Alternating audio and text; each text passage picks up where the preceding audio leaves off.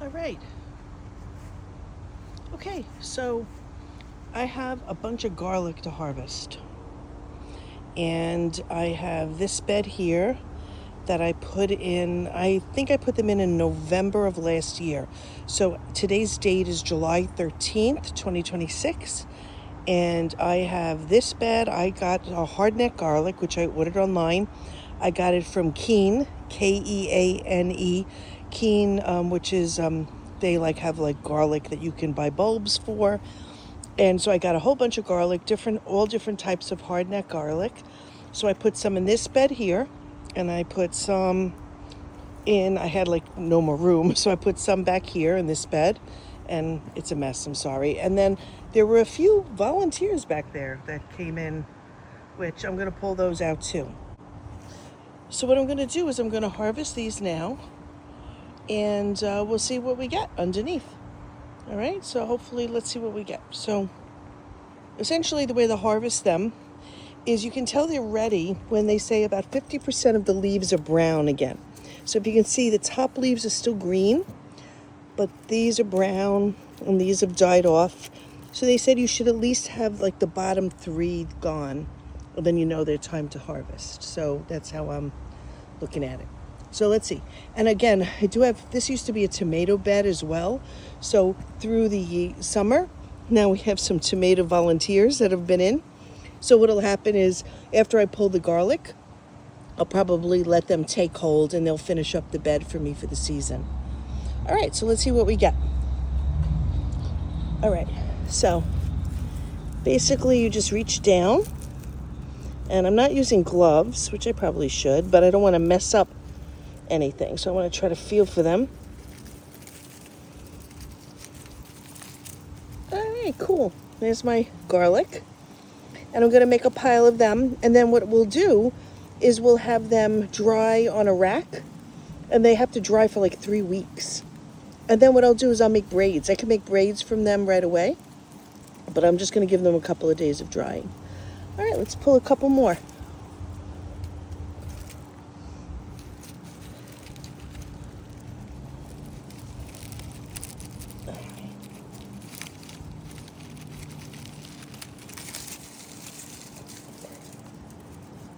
Okay.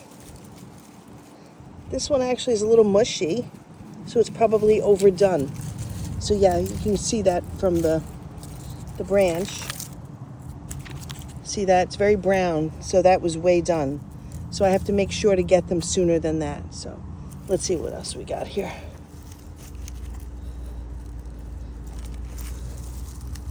There we go.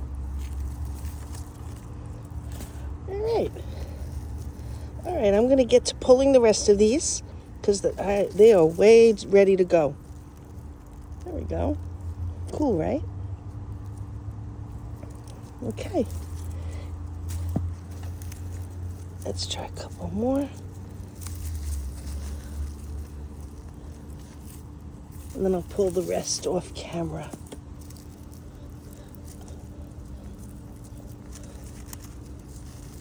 Oh, it's a teeny one.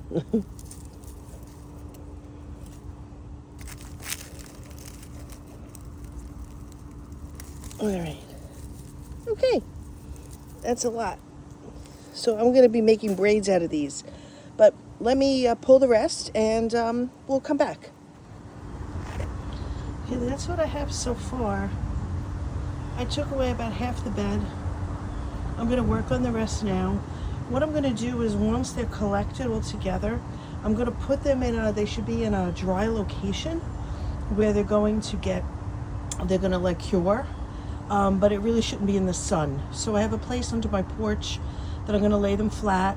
And then what I'll do is probably tomorrow or the next day, I'll create braids and then I can hang them, and they can hang in a cool place. So in the basement or even in my main floor in the kitchen, and they'll cure there for about 3 weeks.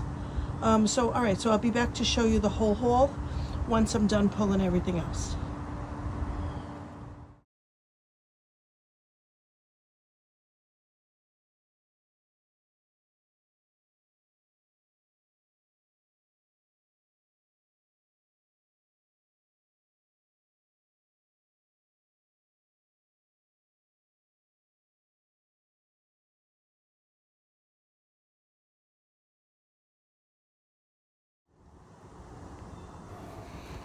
As you can see, I decided to hang them on the porch.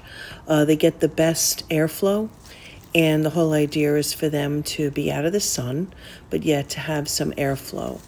And as you can see, they're very raw. They just came out of the ground, but the leaves were pliable, so it was easier for me to make braids. And I will make sure to have information on the braiding in the description below for you.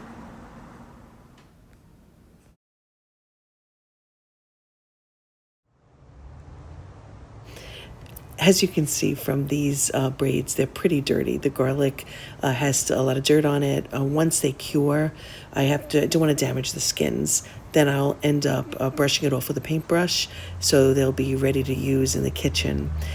So in case you're interested, I will put in the description my braid making video. And thanks so much for watching.